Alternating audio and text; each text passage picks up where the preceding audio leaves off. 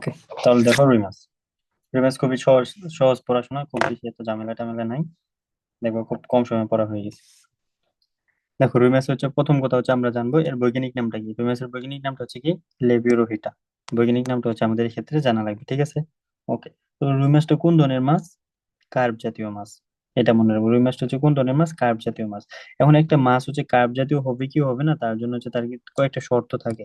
এই শর্তটা দেখো, একটা মাছকে তুমি কার্প জাতীয় কখন বলবা? যখন হচ্ছে তার মাথায় হচ্ছে সাধারণ, যখন মাথায় তার আঁশ থাকবে না, সারা দেহ হচ্ছে সাইক্লোয়েড আঁশে আবৃত থাকবে এবং দেহ গহ্বরে পটকা থাকবে। এই তিনটা বৈশিষ্ট্য যদি কেউ ফুলফিল করতে পারে, যে মাথায় আঁশ নাই, সারা দেহে আঁশ আছে এবং দেহ গহ্বরে পটকা আছে, তখন তুমি তাদেরকে কি বলবা? কার্ব জাতীয় মাছ বলবা। এখন এই তিনটা বৈশিষ্ট্য হচ্ছে রুই মাছের সাথে মিলে, এই কারণে রুই মাছকে আমরা কি বলি? কার্ব জাতীয় মাছ। কিন্তু তাদের একটা আকার আছে, আকার উপর ভিত্তি করে তাদেরকে দুই ধরনের কার্পে ভাগ করতে পারি। যে মাছের আকারটা বড় তাকে বলি মেজর কার্প, যার আকার ছোট তাকে বলি আমরা মাইনর কার্প। বুঝছো? এটা মনে রাখবে এই ক্ষেত্রে। এখন মেজর কার্পের মধ্যে হচ্ছে তোমার অনেকগুলো উদাহরণ আছে, তুমি জাস্ট হচ্ছে রুই, কাতলা, মৃগেল, এই তিনটা মনে রাখবো। বাকিগুলো চাইলে মনে রাখতে পারো, মনে না রাখলেও সমস্যা নেই। আর ছোট মাছের মধ্যে কি কি আছে দেখো, যে বাটা এবং কালীবাউস, আর একটা হচ্ছে তোমার ধরো গনিয়া, এখানে নাই। তাহলে এই শুধু হচ্ছে তোমার খারগুলোর মাছের নাম। মাইনর কেন বলতেছি? কারণ সে আকারে পিচ্ছি। আর মেজর কেন বলতেছি? সে আকারে বড়। বুঝতে পারছি? জি ভাইয়া। ওকে। তারপর দেখো আর কিছু না, যে রুই মাছ হচ্ছে ধরো আমরা স্থানীয় কিছু নাম থাকে, রোহিত, রাও, গৌরা, নাও, সেরকম তোমাদের দিকে হয়তো অন্য নামে ডাকে, আমাদের দিকে এক নামে ডাকে, এটা আর কি। যে নর্মালি হচ্ছে তাদের হাইট কতটুকু, লেন্থ কতটুকু হয়, কেজি কতটুকু হতে পারে, নর্মাল বেসিক কথাবার্তা আর কি। এটা এত বোঝার কিছু নাই, ঠিক আছে? এইটা। জি ভাইয়া। এরপর শুধু তার শ্রেণীতাত্ত্বিক অবস্থান, যে রুই মাছ রুই মাছ কিন্তু করডাটা কেন? তার মধ্যে নোটোখর থাকে। সে কিন্তু ভার্টিব্রাটা, কারণ নোটোখরটা হচ্ছে মেরুদণ্ড দিয়ে প্রতিস্থাপিত হয়। রুই মাছ হচ্ছে মাছের কাঁটা দেখছো না পিঠের দিকে, এটাই কিন্তু তার মেরুদণ্ড। ঠিক আছে? ওকে, একটি রুটির দিকে তার অস্থিযুক্ত, অস্থিময় রশ্মিযুক্ত পাখনা, তার যে পাখনাটা থাকে এটা কি? রশ্মিযুক্ত। তার পাখনার মধ্যে হচ্ছে তোমার ধরো হচ্ছে কি কাটা কাটা থাকে, এটাই, ঠিক আছে? তাহলে এইটা হচ্ছে আমরা এই ক্ষেত্রে জানলাম। তারপর রুই মাছ কিন্তু 40 ডিগ্রি সেলসিয়াস, 14 ডিগ্রি সেলসিয়াস তাপমাত্রার নিচে বাঁচতে পারে না, এটা কিন্তু তোমার মেডিকেলে চলে আসছে। মনে রাখবা কত? 14 ডিগ্রি সেলসিয়াস তাপমাত্রার নিচে রুই মাছটা বাঁচতে পারে না। মনে থাকবে। জি ভাইয়া। ওকে। এখন রুই মাছটার দিকে তুমি তাকাও, দেখে এদের কি একটা মাক আকৃতির মনে হচ্ছে না? যে দুই প্রান্ত, তুমি দেখো দুই প্রান্ত হচ্ছে মানে সোজালো, আর হচ্ছে মাঝখানে মোটা, এরকম মনে হচ্ছে না? তো এই যে এই গঠন, এটাকে বলি আমরা মাকো আকৃতির গঠন। একে কি বলি আমরা? মাকো আকৃতি, যেমন মধ্যভাগ চৌড়া এবং দুই প্রান্ত হচ্ছে সরু। এই মাকো আকৃতির চলন হওয়ার কারণে সে পানিতে যখন চলে, সে ধরো কোনো বাধা পায় না, বাধা কম পায়, একে বলি আমরা স্ট্রিম লাইন্ড। তার এই চলনটাকে আমরা কি বলি? Stream lined. ওকে। আর যদি তার সমগ্র দেহকে তুমি ভাগ করো, দেখো মাথা পাইতেছো, দেহ কাণ্ড পাইতেছো, লেজ পাইতেছো, কয়টা কয়টা অংশ? তিনটা। মাথা, দেহ কাণ্ড, লেজ। বুঝছো? তাহলে তিনটা অংশে তার দেহকে আমরা ভাগ করে ফেললাম। এখন দেখো তুমি মাথা থেকে কি কি পড়বা। মাথার মধ্যে তাকাই দেখো তো কি কি দেখতেছো। একটা কানকো দেখতেছো তুমি। আরেকটা ধরো কানকুর সাথে একটা পর্দা আছে, এই পর্দার নাম হচ্ছে কি? ব্রাঙ্কিওস্টেগাল পর্দা। তো মাথার মধ্যে আমরা এই দুইটা জিনিসই দেখতেছি। মাথার জন্য তোমার সবচেয়ে ইম্পর্টেন্ট যে কোশ্চেন, সেটা হচ্ছে মাথায় আইস থাকে না, মাথায় আইস থাকে না। কোশ্চেন আছে কি জানো? যে রুই মাছে কোন ধরনের আইস থাকে?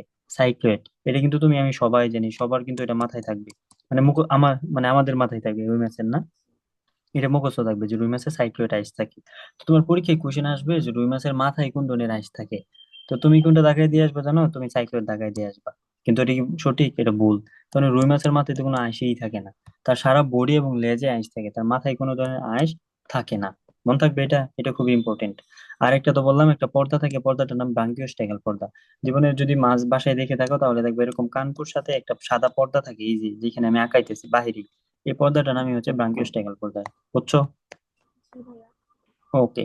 তারপর তুমি দেহকাণ্ড, তার দেহটার দিকে যদি তাকাও, দেহটার দিকে তাকাইলে তুমি দেখো তো এখানে কি কি দেখতে পাচ্ছ? আইস দেখতে পাচ্ছ, তাই না? দেহের দিকে তাকালে আইস দেখতে পাচ্ছ, এই যে উপর উপরে যে পাখনা, পাখনা দেখতে পাচ্ছ। আর কি দেখতে পাচ্ছ বলো তো? কি? সবই বলো। তো ওখানে দেওয়াই তো আছে। ওইখানে দেওয়া আছে কেন? আমি তোমার জিজ্ঞেস করছি আর কি কি দেখতে পাচ্ছ। আর হচ্ছে তার কিছু ছিদ্র থাকে, এই যে হুম। ছিদ্র তার বড়িতে। এবং এই ছিদ্রটা হচ্ছে ধরো আমরা মনে রাখবো কিভাবে? পাঁজর, শুরু থেকে শেষ পাঁজর। সামনে থাকে পায়ু ছিদ্র, পরে জনন ছিদ্র, পরে রেচন ছিদ্র। তাহলে পাঁজর দিয়ে মনে থাকবে কি থাকবে না? কয়টা ছিদ্র? তিনটা। তিনটা। সিকোয়েন্সটা মনে রাখবা, প্রথমে পাঁচর, পায়ু, পরে জনন, তারপর হচ্ছে কি রেচন। প্রচুর। তাহলে ওকে, এটা মনে থাকবে না? জি ভাইয়া। ওকে, এই যে দেখো, পায়ু, জনন, রেচন। মনে রাখার টেকনিকটা কি বললাম? পাঁজর। আচ্ছা। এইভাবে হচ্ছে আমরা মনে রাখবো এখান থেকে, ক্লিয়ার? ওকে। তারপর দেখো তার হচ্ছে পাখনা থাকবে। রুই মাছের প্রধান মাছের যে চলনাঙ্গ এটাকে বলবো পাখনা, সে পাখনার মাধ্যমে কিন্তু সাঁতার কেটে সামনের দিকে চলে। এখন পাখনা থেকে তোমার কোয়েশ্চেন কি আসবে, কোনটি জোর পাখনা কোনটি বেজোর পাখনা, এটা মনে রাখবে আগে। জোর পাখনার মধ্যে দেখো বক্ষ পাখনা, যেটা হচ্ছে তার বক্ষ, বুকের রিজনে আছে একটা শ্রোণী পাখনা। আর দেখায় দিই তোমাকে, এই যে এখানে এই দেখো, এই পাখনাগুলো হচ্ছে তার বক্ষ পাখনা, এইগুলো হচ্ছে তার শ্রোণী পাখনা। তো এই বক্ষ পাখনা এই পাশে একটা আছে, ওই পাশে আরেকটা আছে না, শ্রোণী পাখনা এই পাশে একটা ওই পাশে একটা আছে। তাহলে বক্ষ পাখনা শ্রোণী পাখনা এরাই কেবল হচ্ছে জোড়া, আর বাকিগুলো কি সিঙ্গেল। দেখো পিঠের মধ্যে একটা পাখনা আছে, এটার নাম পিষ্ট পাখনা। আর দেখো লেজ, যেটা লেজটা হচ্ছে কি পুচ্ছ উচ্চ পাখনা। পাখনা। আরেকটা হচ্ছে পায়ু পাখনা, যেটা পায়ু ছিদ্রের উপরে থাকবে, এটার নাম কি পায়ু পাখনা, বুঝছো? তো জি কোনটা ভাইয়া। জোর কোনটা বেজোর, এটা হচ্ছে ধরো আমাদের ফার্স্ট পড়াশোনা, কোনটা জোর কোনটা বেজোর, এটা হচ্ছে আমাদের ফার্স্ট পড়াশোনা। তারপর হচ্ছে তুমি এখান থেকে হচ্ছে তোমার ধরো কাইন্ড অফ অপশনাল হিসেবে মনে রাখতে পারো এই কোনটার মধ্যে কতটা হচ্ছে রশি থাকে। মানে ধরো এটা যদি পাখনা হয়, পাখনার মধ্যে এরকম হচ্ছে কাটা কাটা থাকে, মাছের মধ্যে দেখছো না মাছের পাখনায় কাটা থাকে, এই কাটাটাই হচ্ছে রশি। এখন এই রশি সংখ্যাটা হচ্ছে তোমার অপশনাল, মনে রাখতে পারো চাইলে, ভার্সিটির জন্য অনেক সময় চলে আসে, তো মেডিকেলে যদি চান্স আসে, সম্ভাবনা কম যদি আসে আর কি, মনে রাখবা। তবে পুচ্ছ পাখনাটা মনে রাখবা 19টি, এবং পুচ্ছ পাখনা তার প্রধান চলনাঙ্গ। মাছের চলনাঙ্গ কি, তাহলে মাছের চলনাঙ্গ কিন্তু তার আইস, কিন্তু প্রধান চলনাঙ্গ কোনটি, কি বলছি, মাছের চলনাঙ্গ হচ্ছে তার পাখ, চলনাঙ্গ হচ্ছে তার পাখনা। আইস হচ্ছে তার প্রতিরক্ষাকারী অঙ্গ, ঠিক আছে? আইস হচ্ছে তার প্রতিরক্ষাকারী অঙ্গ। এখন এই পাখনা তো তার চলনাঙ্গ, এই চলনাঙ্গের মধ্যে আবার মোস্ট ইম্পর্টেন্ট, বা যদি আমরা মেইন বলি, মেইনটা হচ্ছে কি পুচ্ছ পাখনা, মনে থাকবে। জি ভাইয়া। ওকে। তারপর হচ্ছে রুই মাছের লেজে চলে আসে, লেজটা কোন ধরনের, হোমো সার্কাল। হোমো সার্কাল জিনিসটা তো বুঝো কিনা, বুঝো? আহ, বুঝ- মানে হচ্ছে ধরো এই যে এরকম যদি একটা লেজ থাকে, যদি দুই ভাগে ভাগ করতে পারো, এটা হোমো সার্কাল। আর যদি ধরো একটা বড় থাকে আরেকটা যদি ছোট এরকম, তখন তার নাম কি, ডাইফাই সার্কেল, না হেটারো সার্কেল। আর ডাইফাই সার্কেল কোনটা, যখন হচ্ছে এই যে এরকম থাকে, বুঝছো, মানে একটা মোটা অংশ হয়ে যাবে, তখন তার নাম হয়ে যাবে ডাইফাই সার্কেল। আর যখন হোমোনা থেকে ভিন্ন ভিন্ন হবে, তখন তাকে আমরা কি বলবো, হেটারো সার্কেল, বুঝছো? তাহলে রুই মাছের পাখনাটার দিকে তাকাও তো, পুচ্ছ পাখনা সমান সমান না দুই প্রান্ত, এটা যতটুকু এটা তো ততটুকু, তাহলে এই কারণে একে কি বলবো আমরা, যে সমান ভাগে স্যার। বিভক্ত, তাই তার নাম কি, হোমো সার্কেল। মনে থাকবে? জি ওকে। ভাইয়া। ওকে, এটা যদি মন থাকে তাহলে এনাফ। তারপর চলে আসো তুমি আইস, কোন ধরনের আইস থেকে, সাইক্লোয়েড, খুবই খুবই ইম্পর্টেন্ট। সাইক্লোয়েড, সাইক্লোয়েড কথার মানে কি, গোলাকার। সাইক্লোয়েড আইস থাকে। আর আইসের উপাদান কি, চুন এবং কোলাজেন। চুন এবং কোলাজেন, এটা মনে রাখবা। এবং আইসগুলো হচ্ছে তোমার কখন সংখ্যা বৃদ্ধি করে, বসন্তকাল এবং গ্রীষ্মকাল, বসন্তকাল এবং গ্রীষ্মকালে সে কি করে, সংখ্যা বৃদ্ধি করে। এটা মনে রাখলেই হবে এখান থেকে। আর ধরো তেমন কিছু না, আইসের ক্ষেত্রে তিনটা ক্ষেত্র থাকে, সামনে পিছনে পাশে, এটা তো একটা দরকার নাই। আইসের কাজ কি, আইসের কাজ হচ্ছে সে প্রধান প্রতিরক্ষাকারী অঙ্গ, একটু আগে বললাম না, প্রধান প্রতিরক্ষা। তাহলে একটা প্রতিরক্ষা আর একটা কি চলন, দুইটার মধ্যে প্যাচ লাগিয়ে দিও না আবার, বুঝছো নি? জি ভাইয়া। ওকে।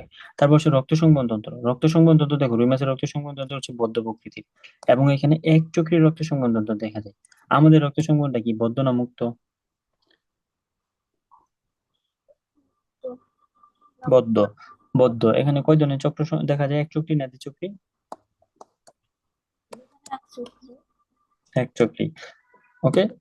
এই যে দেখো নিচে, এটা খেয়াল রাখবা, রুই মাছেরটা এক চক্রী, মানুষেরটা হচ্ছে দ্বিচক্রী। ওকে। আর ভিতরে যাচ্ছে না যে কিভাবে এক চক্রী কিভাবে দুই চক্রী, এখন এক্সাম্পলটা শুধু মনে রাখো। রক্ত সংবন্ধনের উপাদান, এই উপাদান মনে রাখো তিনটা উপাদান, রক্ত, হৃৎপিণ্ড, রক্তনালী। তাহলে যদি কোশ্চেন আসে নিচের কোনটি রুই মাছের রক্ত সংবন্ধনের উপাদান নয়, তাহলে পারবা না, আশা করি এখান থেকে পারবো। ওকে। তারপর হচ্ছে তুমি রক্ত দিয়ে ভাগ করো, রক্তের মধ্যে দুইটা উপাদান পাই আমরা সবসময় মানুষের ক্ষেত্রে, একটা রক্ত রস আর একটা কি রক্ত কণিকা। ওকে, রক্ত রস মানে কি প্লাজমা, বা এখানে পানি, সহজ কথা। আর রক্ত কণিকার মধ্যে কি থাকে, আমাদের তিনটা কণিকা থাকে, তার কয়টা কণিকা থাকবে, দুইটা। একটা লোহিত রক্ত কণিকা, একটা কি শ্বেত রক্ত কণিকা। তুমি দুইটার ক্ষেত্রে দেখো, দুইটা রক্ত কণিকা কি নিউক্লিয়াস যুক্ত, এইটা হচ্ছে ইম্পর্টেন্ট। মানুষের বলো তো লোহিত রক্ত কণিকাতে কি নিউক্লিয়াস থাকে নাকি থাকে না? আপনার। পরিণত যেটা এটাতে থাকে না, অপরিণত যেটা সেটাতে থাকে। তাহলে এবার মনে রাখবো যে রুই মাছের দুইটা কণিকা থাকে, দুইটার মধ্যে আমার নিউক্লিয়াস আছে, এটা একটু মনে রাখতে হবে কষ্ট করে। তারপর হচ্ছে রুই মাছের হৃৎপিণ্ড থেকে, এই ক্ষেত্রে কি মনে রাখবা, হৃৎপিণ্ড থাকতেছে কোথায়, হৃৎপিণ্ড যে ভাষা, যে গহ্বর, এই গহ্বরটার নাম পেরিকার্ডিয়াল গহ্বর। তার মানে হৃৎপিণ্ড যে গহ্বরে থাকতেছে তার নাম হচ্ছে কি, কোন ধরনের গহ্বর? পেরিকার্ডিয়াম। দাঁড়াও একটু, ভালো না কালার,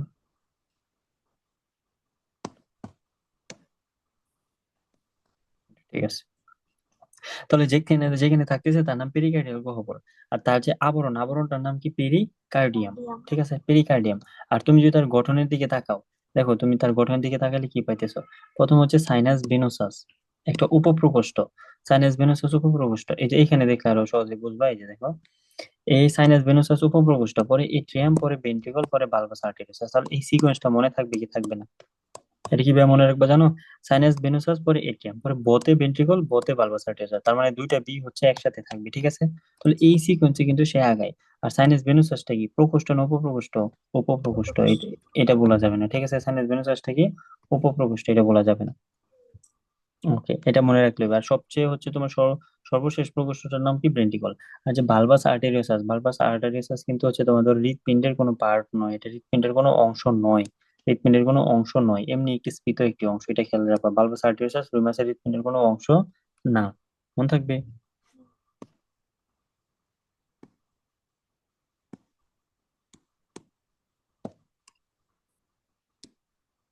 এই কালারটা ভালো আসতেছে না।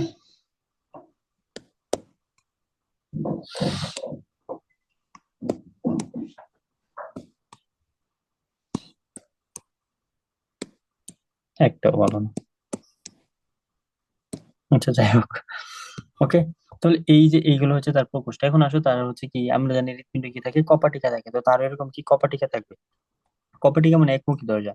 তো এটা সিম্পলি আমরা নাম দিয়ে মনে রাখতে পারি। দেখো, যে সাইনাস এবং এট্রিয়াম, সাইনাস ভেনাস এট্রিয়াম, এদের মাঝে সাইনো এট্রিয়াল, নাম অনুসারে সাইনো এট্রিয়াল কপাটিকা। এট্রিয়াম আর ভেন্ট্রিকুলার মাঝখানে এট্রিও ভেন্ট্রিকুলার কপাটিকা।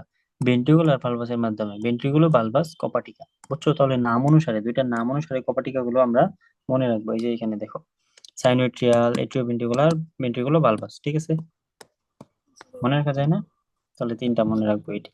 ওকে, তারপর হচ্ছে তাদের মধ্যে কি, রক্তনালী। রক্তনালী কয় ধরনের থাকবে তার?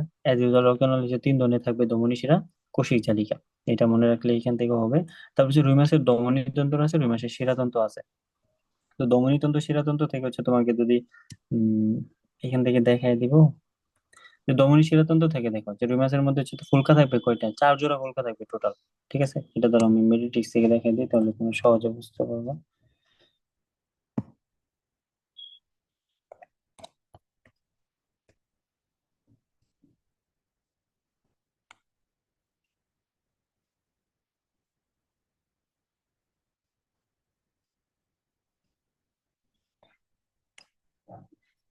দেখো, কই পাই, কই পাই।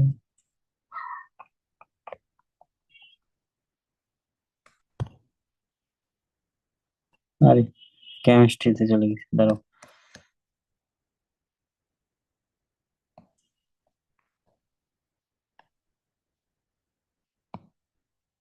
এই তো,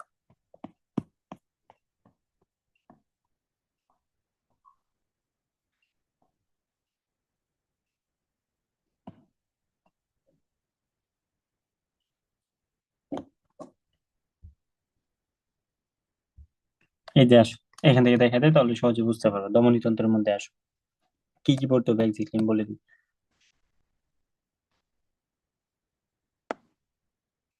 ওকে, ধমনীতন্ত্রের মধ্যে দেখো যে এখানে তোমাদের যে ফুলকা থাকবে, যে বেসিকটা যদি বুঝো, যে ফুলকার মধ্যে হচ্ছে একটা ধমনী হচ্ছে রক্ত নিয়ে যাবে, এখান থেকে সাপ্লাই শেষে আরেকটা ধমনীর মাধ্যমে রক্তটা বের হয়ে যাবে। তোমার এখান থেকে মেডিকেলের জন্য কি কি লাগবে, এক কথায় লাগবে যে যে তোমার অন্তর্বাহী বা এফারেন্ট। এফারেন্ট ধমনী কয় জোড়া? 4 জোড়া ধমনী। কারণ ফুলকা যতটা ধমনী ততটা। ফুলকা কয় জোড়া? 4 জোড়া, মানে 8টা। তাহলে এফারেন্ট মানে হচ্ছে যে ফুলকার ভিতর ঢুকতেছে। তারপর হচ্ছে তোমার কি, ইফারেন্ট মানে বহির্বাহী। এখানে কয় জোড়া থাকবে? 4 জোড়া। তার মানে 4 জোড়ার ভিতর 4 জোড়া প্রবেশ করবে, 4 জোড়াই বের হবে। এই 4 জোড়া দিয়ে সব মনে রাখবা। দেখো, সবই 4 জোড়া, ধমনী 4 জোড়া, ফুলকা 4 জোড়া, এফারেন্ট 4 জোড়া, ইফারেন্ট 4 জোড়া, সবই 4 জোড়া, ঠিক আছে? ওকে, এটা মনে রাখলাম। এরপর হচ্ছে তোমার পৃষ্ঠীয় মহাদেব। পরবর্তীতে এখান থেকে আসো, এই যে, এক সেকেন্ড। ধরো এটা হচ্ছে ধরো ফুলকা, ওকে। এবং ফুলকার মধ্যে লাল কালার দিয়ে যেটা দেখা দিচ্ছে, এগুলো হচ্ছে ধরো কি, ধমনী। এখন 4টা ঢুকতেছে, 4টা বের হচ্ছে। যেগুলো ঢুকতেছে তাকে আমরা কি বলতেছি? অন্তর্বাহী। আর যেগুলো বের হচ্ছে তাকে আমরা কি বলতেছি? বহির্বাহী, তাই তো? এটা তো বুঝতেছো নাকি? জি ভাইয়া। এখন এই হ্যালো, আসো। ভাইয়া শুনতেছেন? হ্যাঁ, শুনতেছি। তাহলে এই অন্তর্বাহিনী নিয়ে হচ্ছে ধর আমাদের কোনো নামকরণ দরকার নেই, আমরা বহির্বাহিনী নিয়ে নামকরণ করবো। কি নামকরণ? দেখো, বহির্বাহীর মধ্যে দেখো, এই যে প্রথম যে বহির্বাহী ব্রাঙ্কিয়াল ধমনী আছে, একে অপথ্যালমিক ধমনী বলা হয়। তাহলে প্রথম বহির্বাহী ব্রাঙ্কিয়াল ধমনীটার নাম কি? বহির্বাহী। মানে এটা যখন ভিড় হইতেছে যেগুলা, এদেরকে কি নামে রাখতেছি? অপথ্যালমিক। এটা মনে রাখতে হবে, প্রথমটা অপথ্যালমিক। প্রথম আর দ্বিতীয় মিলে তৈরি করতেছে হচ্ছে পার্শ্বীয় ধমনী বা ল্যাটারাল এওরটা। তাহলে ল্যাটারাল এওরটা কি তৈরি করতেছে? প্রথম আর দ্বিতীয়। আর ল্যাটারাল এওরটা সামনের দিকে কেরোটিড ধমনী, পিছনের দিকে ডর্সাল এওরটা। তাহলে এই চারটা জিনিস আমরা মনে রাখলেই হচ্ছে। ল্যাটারাল এওরটা হচ্ছে উপরের দিকে কেরোটিড, নিচের দিকে ডর্সাল এওরটা গঠন করতেছে। ল্যাটারাল এওরটা কি কে তৈরি করতেছে? এক আর দুই মিলে, ক্লিয়ার? আর দুই পাশে ল্যাটারাল এওরটা মিলে তৈরি করতেছে সার্কুলার সেফালিকাস। এই যে পাঁচটা ইনফরমেশন বললাম, এই ইনফরমেশনটা মনে রাখলে তোমার ধমনী তন্ত্র তন্ত্র পড়া শেষ, আর কিছুই লাগবে না, বুঝছো? জি ভাইয়া। ওকে। তাহলে কি করবা? চার জোড়া দিয়ে সব করবা। প্রথমটাকে অপথ্যালমিক, প্রথম আর দ্বিতীয় মিলে ল্যাটারাল গঠন করে। ল্যাটারালের উপরে কেরোটিড, নিচে ডর্সাল। দুই পাশে দুইটা ল্যাটারাল মিলে গঠন করে সার্কুলার সেফালিকাস। বুঝতে পারছি? পরে সে শিরাতন্ত্র। শিরাতন্ত্রের মধ্যে দুই ভাগে ভাগ করে, একটা সিস্টেমিক, একটা পোর্টাল। পোর্টালের মধ্যে হচ্ছে একটা হেপাটিক আর একটা হচ্ছে কি রেনাল। হেপাটিক মানে লিভারে, পোর্টাল মানে হচ্ছে, রেনাল মানে কোথায়? কিডনিতে। ওকে। সিস্টেমিক শিরাতন্ত্র গুলো কি করতেছে তোমার? যে তোমার এই যে এই ক্ষেত্রে দেখো, যে দেহের সম্মুখ অংশ থেকে কে রক্ত ক্যারি করতেছে, তারপর হচ্ছে দেহের পশ্চাৎ অংশ থেকে রক্ত ক্যারি করতেছে, এবং বাকিগুলো হচ্ছে তোমার ধরো উম কি বলে, যে কোথায় আরেকটা, রেনাল শিরা, জেনিটাল শিরা থেকে রক্ত কি সংগ্রহণ করতেছে। মানে দেহের মধ্যে যেই রিজিয়ন গুলো আছে, সামনের অংশ, পশ্চাৎ অংশ এবং হচ্ছে ধরো তার পাখনা, এই রিজিয়ন থেকে হচ্ছে ধরো কার্ডিনাল শিরা, জগুলার শিরা, পশ্চাৎ কার্ডিনাল শিরা, নামগুলো মনে রাখবা। এই শিরাগুলো রক্ত ক্যারি করতেছে। রক্ত ক্যারি করে কাকে দিবে? ডাক্টাস কুবিরি। কাকে দিবে? ডাক্টাস কুবিরি। ডাক্টাস কুবিরি কাকে দিয়ে দিবে? Sinus venosus. তো এই যে সিকোয়েন্সটা দেখো তো, আমরা পড়ছিলাম যে এখানে, এই যে, এই যে দেখো, সাইনাস ভেনুসাসকে দিয়ে দিল। তো সাইনাস ভেনুসাস কোত্থেকে আসতেছে? ডাক্তাস কুবেরি, ডিসি মনে রাখো। ডিসি বা ডাক্তাস কুবেরি থেকে রক্তটা কোথায় ঢুকলো? সাইনাস ভেনুসাস। সাইনাস ভেনুসাসে ঢুকলে তারপর হচ্ছে আমাদের যে আগের সিকোয়েন্স আছে, আগের সিকোয়েন্স অনুসারে চলে যাবে। তো এই তো বেসিক, আসলে তোমার এডমিশনে লাগবে না ওইভাবে, তুমি জাস্ট নামটা মনে রাখো, যে রক্ত ক্যারি করে কোথায় দিতেছে? ডাক্তাস কুবেরিতে দিতেছে। ডাক্তাস কুবেরি সাইনাস ভেনুসাসে দেয়। সাইনাস ভেনুসাস এট্রিয়াম ভেন্ট্রিকল হয়ে হয়ে বালবাস আর্টেরিওসাসে চলে যায়। ঠিক আছে? এটা মনে রাখলেই হবে। তারপর আসো যে শিরা ধমনির বিস্তৃতি, মানে কোন শিরা কোথায় সাপ্লাই দেয়, কোন ধমনি কোথায় সাপ্লাই দেয়, মানে কোন শিরা কোত্থেকে ড্রেন করে আর কি, সহজ কথা। তো দেখো, যদি সাবক্লেভিয়ান এই নামটা দেখো, সাবক্লেভিয়ান এটা মনে রাখবা বক্ষ পাখনা এবং বক্ষ চক্রে সাপ্লাই দিতেছে। সাবক্লেভিয়ান দিয়ে মনে করে ফেলো, বক্ষ পাখনা, বক্ষ চক্র। কডাল, কডাল মানে মনে রাখো লেজ, লোয়াসের লেজ। ইলিয়াক, শ্রোণী পাখনাতে সাপ্লাই দেয়। রেনাল বৃক্কতে, এটা মুখস্থ ডিরেক্ট। প্যারাইটাল হচ্ছে দেহ প্রাচীরে। সিলিয়াকো মেসেন্টারিক হচ্ছে তোমার পুষ্টিক নালীতে। ঠিক আছে? পুষ্টিক নালী বা পুষ্টিক তন্ত্রের যে রিজন গুলো আছে এগুলাতে সাপ্লাই দিতেছে। তারপর হচ্ছে হেপাটিকটা হচ্ছে যকৃতে, সাবক্লেভিয়ানটা আবার হয়েছে। তো বাকিগুলো একটু মনে রাখতে পারো, আমি যেগুলো দাগাই দিচ্ছি এগুলো বেশি ইম্পর্টেন্ট। ঠিক আছে? কে কোথায় সাপ্লাই দিতেছে, কে কোত্থেকে রক্ত নিয়ে আসতেছে, তোমার কোশ্চেন আসবে লেজে রক্ত সাপ্লাই দেয় কোন ধমনী, উত্তর কি হবে? কডাল ধমনী। বুঝছো? পারবা না? জি ভাইয়া। ওকে, এটা আমি তোমাদেরকে হচ্ছে লিস্ট দিয়ে দিব না। এখন দেখো এই ক্ষেত্রে শ্বসন তন্ত্রে চলে আসো। আমাদের প্রধান শ্বসন অঙ্গ কোনটি বলো তো? ফুসফুস। ফুসফুস। তাহলে তাদের প্রধান শ্বসন অঙ্গ হচ্ছে কি? ফুলকা। ফুলকা কয়টা আছে? চার জোড়া, এটা মনে রাখবো। ফুলকার অবস্থান কোথায়? কানকুতে থাকে। কানকুর নিচে বলছিলাম ব্রাঙ্কিওস্টাইলে একটা পর্দা দিয়ে যে ঝুলে থাকে, আটকানো থাকে ভিতরে। এবং ফুলকার গঠনের দিকে তুমি যদি তাকাও, দুইটা অংশ পাবা। এর ফুলকার গঠনটা কাইন্ড অফ যে চিত্র আঁকায় তোমার, এই যে এরকম এম এর মতো। নিচে হচ্ছে থাকে হচ্ছে ফুলকা আর্চ, আর্চ। এখন এইখানে যে অংশটা এম এর মতো, এই সবটাকে আমরা কি বলতেছি? সবটাকে বলতেছি হলুব্রাঙ্ক। একটা ফুলকাকে যদি একটা অংশ কেটে নিয়ে আসি, একটা সবটাকে অংশকে বলতেছি হলুব্রাঙ্ক। আর যদি ধরো আমি অর্ধেক অংশ নিই, অর্ধেকটাকে কি বলবো আমি? হিমিব্রাঙ্ক। ঠিক আছে? তাহলে এইটাই তোমার, ফিগার টিগার লাগবে না, মনে রাখো পূর্ণ ফুলকাকে বলি হলুব্রাঙ্ক, অর্ধাংশকে বলি হিমিব্রাঙ্ক বা ডিমিব্রাঙ্ক। ঠিক আছে? ওকে, এটা জানলেই হবে। ফুলকাগুলো হচ্ছে চোষণ পাম্প হিসেবে কাজ করে। আনুষঙ্গিক অংশ হিসেবে ফুলকার হচ্ছে তোমার ধরো অতিরিক্ত কোনো অঙ্গ টঙ্গ নেই, তার পটকা টটকা থাকে, এগুলো কাজ করে। এত কিছু লাগবে না, তুমি মনে রাখো রুই মাছের প্রধান শ্বসন তন্ত্র হচ্ছে ফুলকা।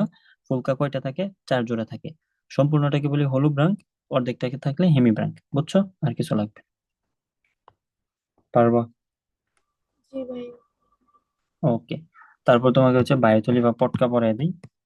এই দেখো,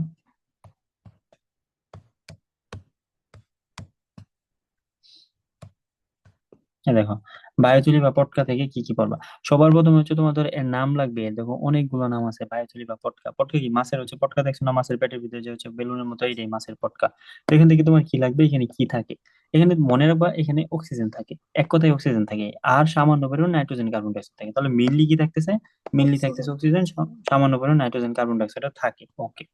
তারপর তুমি যদি এইখানে ফিগারটার দিকে তাকাও, দেখো এই পটকার কয়টা গঠন? একটা সম্মুখ প্রকোষ্ঠ, একটা কি পশ্চাৎ প্রকোষ্ঠ। তাহলে প্রকোষ্ঠ কয়টা হলো? দুইটা।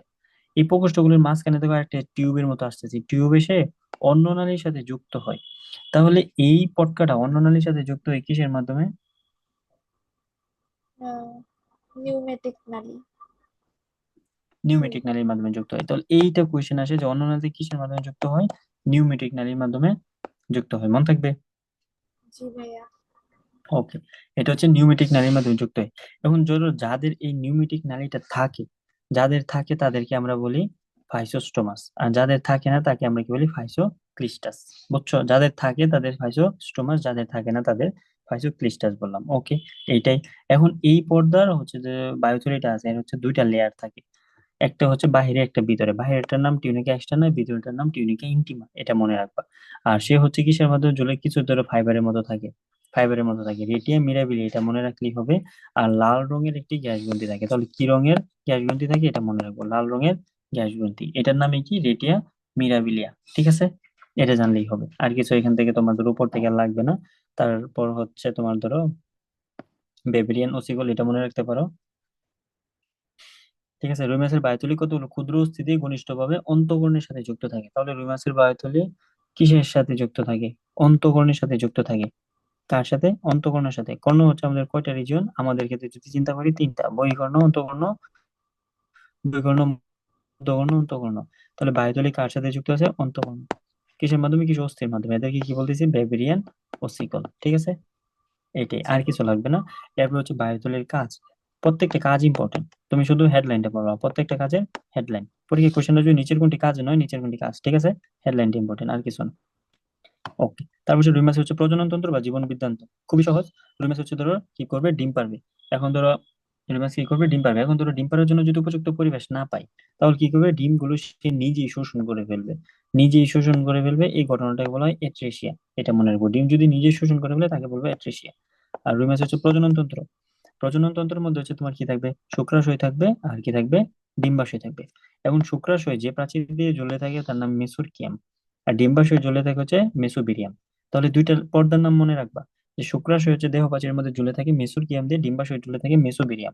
কিভাবে মনে রাখবা? ডিম্বাশয় বোয়া আছে, মেসোবিরিয়ামেও বোয়া আছে, এভাবে মনে রাখবা। ক্লিয়ার? আর কিছু লাগবে না। রুই মাছের পরিপক্কতা। রুই মাছ সাধারণত হচ্ছে 2 বছর বয়সে হচ্ছে তোমার জনন কম হয়ে ওঠে। 2 বছর বয়সে সে কি করে? মানে হচ্ছে ধরো সে মেচিউর হবে। কিসের জন্য মেচিউর হবে? ডিম পাড়ার জন্য, বা হচ্ছে তার প্রজননের জন্য, এটা। আর পরবর্তীতে তুমি লেস ইম্পর্টেন্ট হিসেবে হিসেবে ধরো এটা মনে রাখতে পারো, কিন্তু এই 2 বছরটা মনে রাখবা যে 2 বছর বয়স হলে সে ধরো মেচিউর। ঠিক আছে, লিগেলি সে হচ্ছে ধরো লিগ্যাল তো না, মানে সে হচ্ছে ধরো মেচিউর আর কি, বাচ্চা দিতে পারবে। আমি যদি বলি জুন জুলাই, এই একটা ইনফরমেশন মনে রাখবা, আর কিছু মনে রাখার দরকার নাই। তারপর হচ্ছে তোমার পরিযান বা অভিপ্রায়। পরিযান অভিপ্রায়ণটা কি? রুই মাছ হচ্ছে ধরো ডিম পাড়ার জন্য, রুই মাছ তো ডিম পারে, বাচ্চা তোলে না, তাই না? সে যেহেতু ডিম পাড়ার জন্য সে হচ্ছে তার কিছু মুভমেন্ট করে। সে হচ্ছে ধরো স্বাদু পানির মধ্যে সীমাবদ্ধ থাকে, এক জায়গা থেকে আরেক জায়গায় যায়। এই কারণে একে বলা হয় পোট্রা মুড্র মাছ। এই লাইনটা মনে রাখবো যে পোট্রা মুড্র মাছ কোন প্রাণীর সাথে জড়িত, বা কোন প্রাণীর সাথে সাদৃশ্যপূর্ণ, কার সাথে? রুই মাছের সাথে। ঠিক আছে, জি ওকে। ভাই। এখন তার ডিম পাড়ার জন্য তার কিছু ক্রাইটেরিয়া আছে, ডিম পাড়ার জন্য কিছু সে শর্ত মেনটেন করে। কি কি শর্ত? পানির তাপমাত্রা 24 থেকে 28 ডিগ্রি সেলসিয়াস থাকতে হবে, অক্সিজেনের পরিমাণ বেশি থাকতে হবে, এইটা হচ্ছে তার শর্ত। এগুলো কি তার শর্ত? তাহলে এই শর্তটা মনে রাখবা। তাপমাত্রা কত? 24 থেকে 28। তা না হলে সে ডিম পারবে না। ঠিক আছে, এই দেখো কত বড় রুই মাছ। ওকে। তারপর দেখো এই জিনিসটা একটু বলি তোমাকে, রুই মাছ কিভাবে ডিম পাড়ে। ধরো রুই মাছ হচ্ছে উপযুক্ত পরিবেশ খুঁজে পাইলো। উপযুক্ত পরিবেশ খুঁজে পাওয়ার পর সে কি করবে? ধরো এইটা হচ্ছে ধরো স্ত্রী রুই মাছ। তো স্ত্রী রুই মাছটা কি করলো? যে এই অংশে ধরো ডিম ছেড়ে দিল, এই অংশে ডিম ছেড়ে দিল। তারপর হচ্ছে কি একটা পুরুষ রুই মাছ কি আসবে, এসে কি করবে? ডিমের উপর সে হচ্ছে শুক্রাণু ছেড়ে দিবে। ঠিক আছে, তাহলে এই ডিম ছেড়ে দিল, এর উপর শুক্রাণু ছেড়ে দিল। তাহলে এই নিষেকটা কি দেহের ভিতরে ঘটলো নাকি দেহের বাইরে ঘটলো বলো তো? বাইরে। তাহলে এটা কি বহির্নিষেক হবে না অন্তর্নিষেক? বহির্নিষেক। বহির্নিষেক। তাহলে রুই মাছে কোন ধরনের নিষেক ঘটে? বহির্নিষেক। বহির্নিষেক। কাশফড়িং এ কোন ধরনের নিষেক ঘটে? অন্তর্নিষেক। অন্তর্নিষেক। তাহলে দেখো এই যে রুই মাছ, স্ত্রী রুই মাছটা হচ্ছে ডিম ছেড়ে দিল এবং পুরুষ রুই মাছটা গিয়ে ডিমের উপর হচ্ছে শুক্রাণু ছেড়ে দিলে ডিমটাকে কি করলো, নিষিক্ত করলো। এই ঘটনাটাকে আমরা কি বলি, এই ঘটনাটাকে আমরা বলি স্পনিং। স্পনিং। এটা সময়কাল কত, 15 সেকেন্ডের মধ্যে ঘটনাটা হয়ে যায়, ঠিক আছে, এটার নাম কি স্পনিং। আর প্রত্যেকটা ঋতুতে আসলে যে রুই মাছের ডিম যে পারতে পারে, রুই মাছের যে সক্ষমতা, এই সক্ষমতাটাকে আমরা কি বলি, ফিকান্ডিটি। এটা কি কি নাম, এটা কি ফিকান্ডিটি। তাহলে ফিকান্ডিটি। স্পনিং আর ফিকান্ডিটি বুঝছো, স্পনিং আর ফিকান্ডিটি বুঝছো তো না? হুম, বুঝছি। ওকে। বা উর্বরতা, সহজ কথায় আর কি, যে সে উর্বর, এরকম, এটা আর কি। আর ধরো তাদের হচ্ছে এই সংখ্যাটা মনে রাখবে, রুই মাছের প্রতি কেজি যদি ওজন হয় তাহলে ডিম পারে কত, 1 থেকে 4 লক্ষ। প্রতি কেজি ওজনে কতটুকু ডিম পারে, 1 থেকে 4 লক্ষ। এটা জানলেই হবে। রুই মাছের কোন ধরনের নিষেক ঘটে বললাম, বহির্নিষেক ঘটে। আর কিছু লাগবে না এখান থেকে। ওকে। তারপর দেখো যে এই জিনিসটা এই ক্ষেত্রে একটু বোঝা ট্রাই করো, তাহলে বুঝে যাবে। পুরুষ রুই মাছ, স্ত্রী রুই মাছ। পুরুষের থাকে শুক্রাশয়, স্ত্রী থাকবে ডিম্বাশয়। ডিম্বাশয় থেকে সে ডিম পাড়ে দিল বাহিরে, শুক্রাণু গুলো গিলে তার সাথে মিলে নিষিক্ত করে জাইগোট তৈরি করলো। জাইগোটটা হচ্ছে তোমার ক্লিভেজের মাধ্যমে বিভাজিত হতে হতে হতে হতে এই জিনিসটা মনে রাখবা যে তোমার পনার দশাটা, প্রথমে রেণু, পরে দানি, পরে আঙুলি, তারপর হচ্ছে কি ব্রড মাস।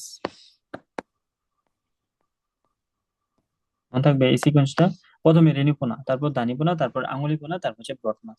এই যে এই ঘটনার মাধ্যমে সে আসতে থাকে, এটাই হচ্ছে তার বিষয় আর কি, ঠিক আছে। জি এখন তুমি ভাইয়া। দেখো যে রেণুপোনাটা কখন, রেণুপোনাটা হচ্ছে ডিম পাড়া থেকে শুরু করে 7 to 2 আওয়ার্স পর্যন্ত হচ্ছে তাকে রেণুপোনা বলবো। দানিপোনা কত, 3 থেকে 8 দিন, এটা ডি লিখলাম, 3 থেকে 8 দিন পর্যন্ত দানিপোনা। আঙুলিটা কত, 9 to 30 ডেজ, 9 to 30 ডেজ। মানে একটা ডিম, একটা পোনা যখন থাকে, মাছের একটা পোনার বয়স যদি হচ্ছে ডিম ফোটা থেকে 3 দিন পর্যন্ত থাকে, তখন তার নাম বলবা রেণু। যদি 3 থেকে 8 দিন পর্যন্ত থাকে, তার নাম দানি। তারপর হচ্ছে 9 থেকে 30 দিন পর্যন্ত কি, আঙুলি। তারপর হচ্ছে 30+ হয়ে গেলে কি, তার নাম ব্রড মাছ, ঠিক আছে, বড় মাছ হয়ে যাবে। বুঝতে পারছি? জি ভাইয়া। তাহলে এই যে এইটাই এখানে লেখছে, এটাই তোমরা মনে রাখলেই হবে, আর কিছু লাগবে না, ঠিক আছে। তারপর হচ্ছে রুই মাছের হচ্ছে প্রাকৃতিক সংরক্ষণ, এটা তোমার লাগবে না, জানি তো এটা। জিন ব্যাংক কোনটি, হালদা নদী, জানো না? জি ভাইয়া। ওকে। রুই মাছ জন্মের ক্ষেত্রে হচ্ছে কোথায় কোথায় সংরক্ষণ করা হয়, এটা মনে রাখতে পারো, কোথায় কোথায় সংরক্ষণ করে, জিকের জন্য এটি ইম্পর্টেন্ট আর কি। পৃথিবীর বৃহত্তম প্রাকৃতিক প্রজনন কেন্দ্র, কেন্দ্র কোথায়, হালদা নদী, চট্টগ্রামে অবস্থিত, ঠিক আছে। জি ভাইয়া। বুঝছো? তাহলে রুই মাছ থেকে এই তাহলে এতটুকু পড়াশোনা, আর তেমন কোনো পড়াশোনা নেই, বুঝতে পারছি? জি ভাইয়া। ওকে। এই যে দেখো এখানে টাইম টেবিল তো আমি লিখে দিলাম, কত দিন থেকে কত দিনের মধ্যে, এটা তাহলে পরে ফেলবা। এটা হচ্ছে মেন, যতটুকু দেখলাম দাগানোটা ফলো করবা, নিজে একটু পড়বা, তাহলে দেখবা মোটামুটি পারবা, ঠিক আছে। জি ভাইয়া।